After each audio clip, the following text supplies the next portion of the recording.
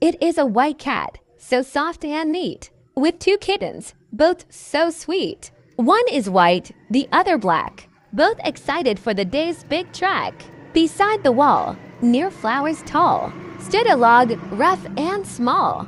Mono said, "Come, don't delay. It's claw sharpening class today. Before adventures, games, and play, we sharpen claws the cat-like way." Scritch, scratch, went Mama's paws, teaching kittens all cat laws. Sharp claws help us jump and chase, and win each daring climbing race. Chandy climbed the wall a bit. Sherry slipped, but didn't quit. They leapt on boxes, chased a bug, then back to the log for a final tug.